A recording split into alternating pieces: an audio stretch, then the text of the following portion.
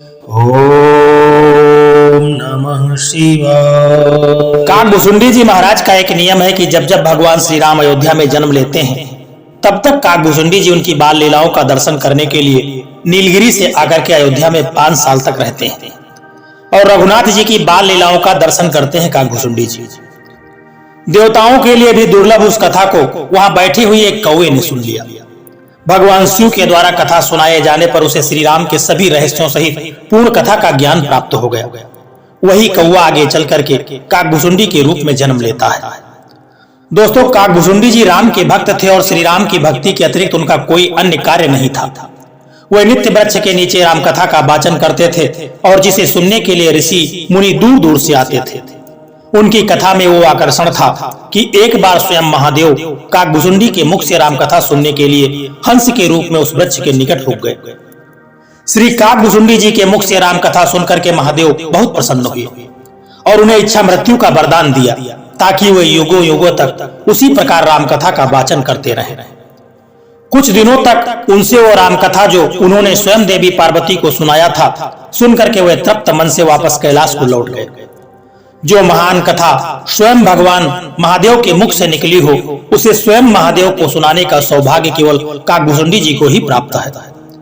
इनके जन्म के विषय में एक कथा है कि श्री राम के जन्म से एक कल्प पहले इनका जन्म अयोध्या में ही एक शूद्र जाति में हुआ था। ये महादेव के परम भक्त थे और उसी भक्ति के अभिमान में वे अन्य देवताओं की निंदा किया करते थे। एक बार की बात है कि उज्जैन गए और एक ब्राह्मण की सेवा करके अपना जीवन बिताने लगे। वो ब्राह्मण भी महादेव के परम भक्त थे, किंतु भूल करके भी वे नारायण की कभी निंदा नहीं करते थे। उन्हीं के समक्ष एक बार काकभुसुंडी ने भगवान शिव की तुलना नारायण से करते हुए भगवान विष्णु की निंदा कर दी। श्री हरि की निंदा सुनकर के महारुद्र अत्यंत क्रोधित हो गए और उन्होंने आकाशवाणी के द्वारा काकभुसुंडी को धिक्कारते हुए कहा कि रे अधम, तू स्वयं को मेरा भक्त कहता है पर तुझे ये भी ज्ञात नहीं है कि हरि और हर में कोई भेद नहीं है। तूने नारायण की निंदा करके मेरी भक्ति को कलंकित किया है, इसलिए जा तू 1000 अधम योनियों में जन्म लेकर के भटकता रहा। महादेव का रौद्र रूप देख करके काकभुसुंडी कांपते हुए उनसे दया की याचना करने लगे। तब ब्राह्मण ने भी द्रवित होकर के महादेव से उसे क्षमा करने की प्रार्थना की। इस पर महादेव ने कहा कि मेरा श्राप तो निष्फल नहीं हो सकता, इसे निश्चय ही 1000 जन्म लेने पड़ेंगे, लेकिन मैं इसे आशीर्वाद देता हूँ कि मृत्यु का जो कष्ट होता है वह इसे नहीं होगा और साथ ही इसे अपने प्रत्येक जन्म का स्मरण रहेगा और इसका ज्ञान कभी क्षीण नहीं होगा। अपने अंतिम जन्म में इसे श्री राम की अनन्य भक्ति प्राप्त होगी। महादेव के वचन के अनुसार काकभुसुंडी जी का सबसे पहला जन्म सर्प योनि में हुआ। उसके बाद वे जिस भी योनि में जन्म लेते उन्हें बिना कष्ट के मुक्ति मिल जाती थी। साथ ही महादेव के आशीर्वाद के कारण उन्हें अपने पिछले जन्म के सभी जन्मों का पूरा स्मरण रहता था। इसी प्रकार से एक के बाद एक जन्म लेते रहे और 1000वें जन्म में एक ब्राह्मण के रूप में उन्होंने जन्म लिया। उस जन्म में वे आत्मज्ञान लेने के लिए महर्षि लोमस के पास पहुंचे और उन्हें प्रणाम करके आत्मज्ञान देने की प्रार्थना की। उनकी विनती सुन करके जब लोमस ऋषि उन्हें ज्ञान की बात बताने लगे तो वे बात बात पर उन्हें टोकने लगे। इससे रुष्ट होकर के लोमस ऋषि ने कहा कि रे मूर्ख, तू क्या कौवे की तरह बात बात पर कांव कांव करता है? तू तो मनुष्य होने के योग्य भी नहीं है, इसलिए जा तू कौवे का जीवन ही व्यतीत कर। उनके इस श्राप से काकभुसुंडी तत्काल कौवा बन गए। ऐसा देख करके अपने क्रोध पर पश्चाताप करते हुए लोमस ऋषि बहुत दुखी हो गए। तब काग रूपी काकभुसुंडी ने कहा कि हे मुनिवर, आप कृपया दुखी न हो। मुझ पर भगवान ने कृपा कर दी, मनुष्य रहता, अयोध्या जाता, भगवान के द्वार पर द्वारपाल मुझे भीतर जाने से रोक देते और भीतर नहीं जाने देते। अब कौवा बन गया हूँ, अब मैं उड़ करके भगवान के आंगन में उतर जाऊंगा, मुझे कोई रोकने वाला नहीं है। भगवान की मेरे ऊपर कृपा हो गई। काकभुसुंडी जी उस दिन जो कौवा बने आज तक कौवे के रूप में ही है। आप जैसे महात्मा का श्राप भी मेरे लिए वरदान से कम नहीं है। मुझे विश्वास है कि इस काग रूप में भी मेरा भला ही होगा। यह कह करके काकभुसुंडी जी ने लोमस ऋषि को राम कथा सुनाई। उनका ये संयम देख करके और श्रेष्ठ राम कथा सुन करके लोमस ऋषि बहुत प्रसन्न हुए और उन्हें इच्छा मृत्यु का वरदान दे दिया और साथ ही उन्हें राम मंत्र भी दिया। राम मंत्र मिलने से उन्हें अपने काग रूप से प्रेम हो गया और वो उसी रूप में नित्य राम कथा का वाचन करने लगे। उनके द्वारा कहे रामायण को काकभुसुंडी रामायण के नाम से भी जाना जाता है। काकभुसुंडी जी की आयु के विषय में लिखा गया है कि ये पिछले कल्प के कलयुग में पैदा हुए थे। काकभुसुंडी ने 11 बार रामायण और 16 बार महाभारत को होता हुआ देखा है, जिसमें घटनाएं और परिणाम बिल्कुल अलग अलग थे। रामायण में एक प्रसंग ऐसा आता है कि जब नारायण के वाहन गरुड़ को श्री राम के विष्णु अवतार होने पर संदेह हो गया था। ये वर्णन तब आता है जब श्री राम की सेना ने लंका पर आक्रमण किया और श्री राम के नेतृत्व में बानरों और रीछों की सेना ने रावण के कई महारथियों का वध कर दिया। यहाँ तक कि कुंभकर्ण भी श्री राम के हाथों वीरगति को प्राप्त हुआ। तब रावण ने स्वयं युद्ध में जाने की ठानी, पर उसके पुत्र मेघनाथ ने अपने पिता को रोकते हुए कहा कि जब तक वो है तब तक उन्हें राजा होते हुए युद्ध में नहीं जाना चाहिए। दोस्तों, मेघनाथ महान वीर था और उसकी गिनती एकमात्र अति महारथी में की जाती थी।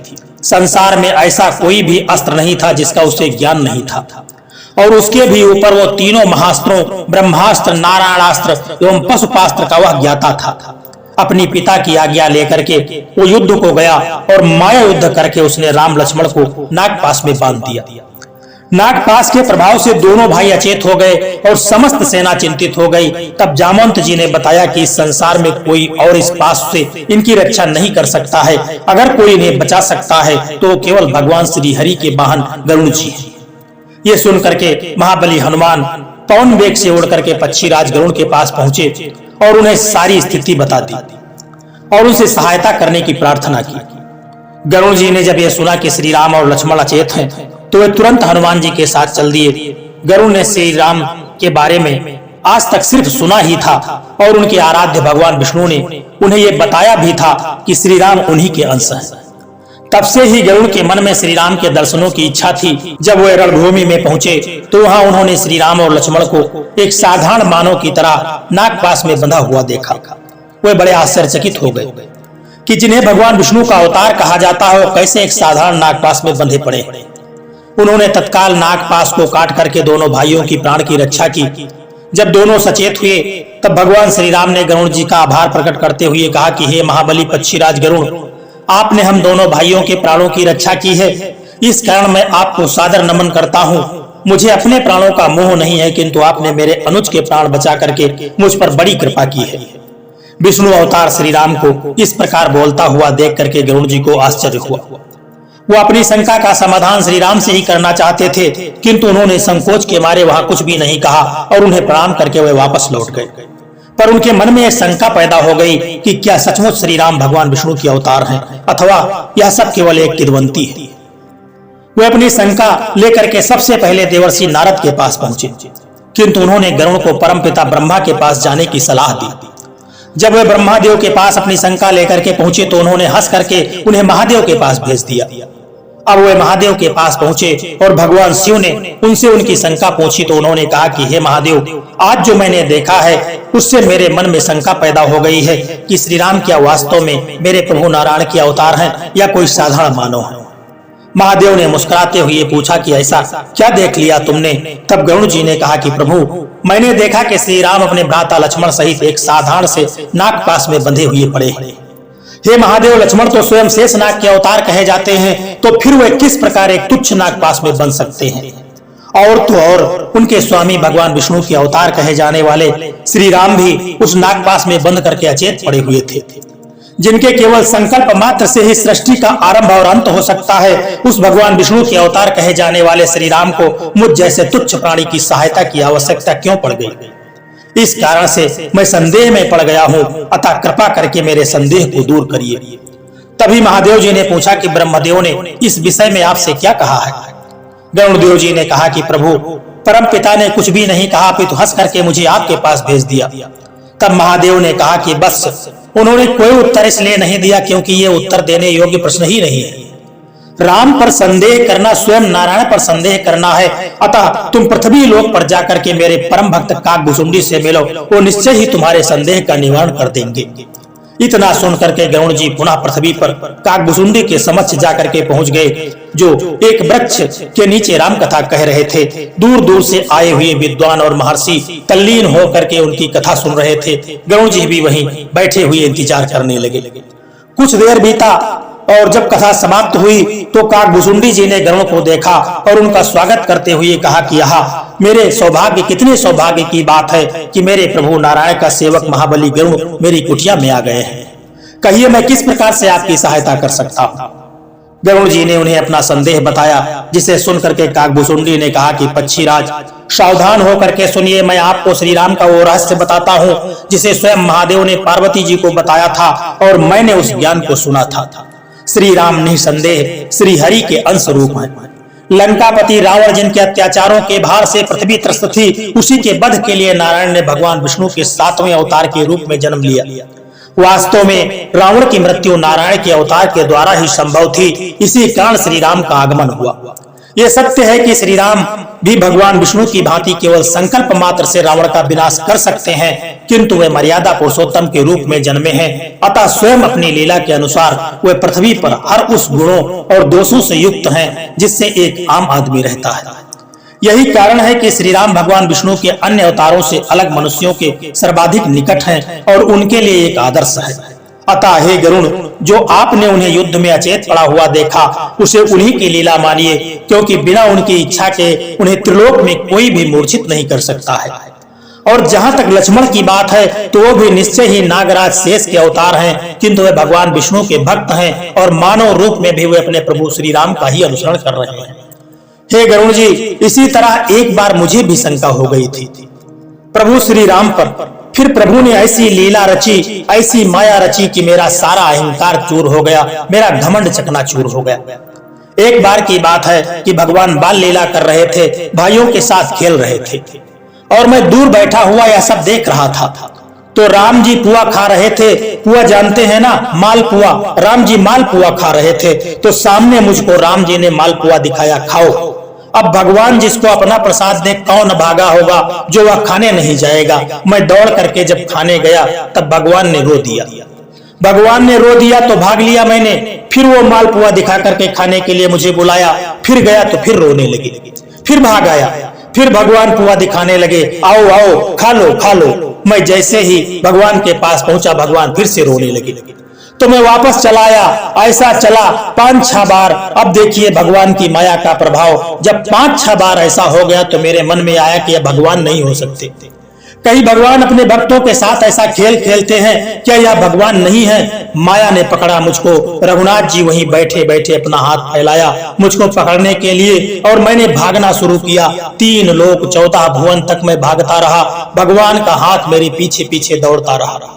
उस समय मैंने एक बहुत ही विचित्र बात देखी कि मेरे शरीर में और भगवान के हाथ में केवल 2 उंगली का अंतर था। मात्र इतनी दूरी, यहाँ पर शरीर है और यहाँ से 2 अंगुल दूर पर भगवान का हाथ है। राम जी वहीं बैठे रहे, उनका हाथ मुझको दौड़ा रहा था। मैंने देखा मेरी मति चकरा गई और मैं भागते भागते पृथ्वी लोक पर जब अयोध्या को लौटा, अयोध्या लौट आया, तब मैं अयोध्या को लौट करके देखा तो भगवान राम ने अपना मुख खोला और मैं भगवान के मुख के भीतर चला गया। भीतर गया, अनेक ब्रह्मांड दिखाई देने लगे, करोड़ों ब्रह्मांड। अब जिस ब्रह्मांड में जहाँ पृथ्वी है, उसी पृथ्वी की अयोध्या में जाता तो वहीं राम का जन्म देखने लगता। ऐसे करके मैं 100 कल्प भगवान के पेट में रहा। कितना दिन? 100 कल्प। जब तक राम जी का जिस ब्रह्मांड में अवतार होता था, मैं जाकर अयोध्या में दर्शन करता। 100 कल्प बीतने के बाद भगवान ने जब मुख खोला तो मैं बाहर आया। अब दर्शन करिए भीतर कितना समय रहे। अब बाहर आकर के जब घड़ी की सुई को देखा तो 1 दंड 24 मिनट का समय बीता था। अभी भीतर जाकर आने में बाहर 24 मिनट का समय बीता और भगवान के पेट में 100 कल्प का समय बीत गया। मेरी मति चकरा गई, भगवान के चरणों में गिर गए। प्रभु से क्षमा करिएगा, मैंने आप पर शंका कर लिया। तो राम जी ने कहा कि क्या चाहिए आपको? मैंने कहा प्रभु जो दे दीजिए। भगवान कहने लगे ज्ञानी हो जाइए, विज्ञानी हो जाइए, समस्त कलाओं के धाम हो जाइए, समस्त गुणों के धाम हो जाइए। भगवान इतना बोल करके चुप हो गए। हम आप होते तो नाचने लगते। भगवान ने ज्ञान विज्ञान गुण कला धाम सब कुछ दे दिया, नाचते ना, लेकिन मैं उदास हो गया। क्यों? भगवान ने सब कुछ दे दिया और अपनी भक्ति नहीं दी। और भक्ति के बिना यह ज्ञान विज्ञान उसी प्रकार है जैसे जिस प्रकार नमक के बिना सब्जी व्यर्थ है, सारे व्यंजन व्यर्थ हैं, उसी प्रकार भगवान की भक्ति के बिना यह ज्ञान वैराग्य विज्ञान सब कुछ व्यर्थ है। भगवान की भक्ति प्राप्त नहीं हुई तो इनका कोई अर्थ नहीं है। इसीलिए प्रार्थना करिए, कहीं भी जाइए, कहीं भी जाओ, यदि आप भगवान राम के, रघुनाथ जी के भक्त हैं तो भगवान रामेश्वरम से कहिए कि बाबा मेरे राम जी के चरणों में मेरा प्रेम बढ़ता रहे, यही आशीर्वाद हमको दीजिए, और कुछ नहीं चाहिए। भक्ति बढ़े, जीवन भक्ति नहीं है तो सब बेकार है। जब मेरा उदास चेहरा राम जी ने देखा तो पूछा, क्या हुआ काकभूसुंडी जी? मैंने कहा, प्रभु आपने सब कुछ दे दिया, अपनी भक्ति नहीं दी हमको। राम जी ने अपनी भक्ति स्वयं नहीं देते, यह राम जी अयोध्या वासियों से कहे हैं। राम जी अयोध्या वासियों से कहते हैं कि मैं आप लोगों को गुप्त बात बताता हूँ, एक छिपी हुई बात हाथ जोड़ करके कहता हूँ, बिना भगवान शंकर का भजन किए राम जी की भक्ति प्राप्त होने वाली नहीं है। लेकिन आप दर्शन करिए, मानस के कुछ ऐसे स्थान हैं जहाँ राम जी ने अपना नियम तोड़ दिया। काकभूसुंडी जी को राम जी ने स्वयं भक्ति प्रदान कर दी, हनुमान जी को राम जी ने स्वयं भक्ति प्रदान कर दी, जटायु जी को राम जी ने स्वयं भक्ति प्रदान कर दी, माता सबरी को राम जी ने स्वयं भक्ति प्रदान कर दी। क्यों? अतिशय प्रेम, अतिशय प्रीति जहाँ भगवान को दिखाई पड़ती है, प्रबल प्रेम का जहाँ दर्शन होता है, वहाँ भगवान स्वयं भक्ति प्रदान करते हैं। अस्तु श्री राम जी ने काकभूसुंडी जी को भक्ति प्रदान कर दी। इस प्रकार से श्री राम का रहस्य जान करके और काकभूसुंडी के द्वारा नाना प्रकार से समझाए जाने पर गरुड़ का भ्रम दूर हुआ, उन्हें अपनी गलती का एहसास हो गया और उन्होंने मन ही मन भगवान श्री राम से क्षमा मांगी। इसीलिए कहा गया है, हरि अनंत हरि कथा अनंता, कहाँ ही सुनहि बहुविध सब संता। तो दोस्तों, आपको यह काकभूसुंडी जी की कथा कैसी लगी है, एक प्यारा सा कमेंट करके जरूर बताना। और यदि यह वीडियो आपको पसंद आया है, अच्छा लगा है, तो इस वीडियो को लाइक शेयर करना और चैनल को सब्सक्राइब करने की भी कृपा कर देना। जय श्री कृष्णा, राधे राधे।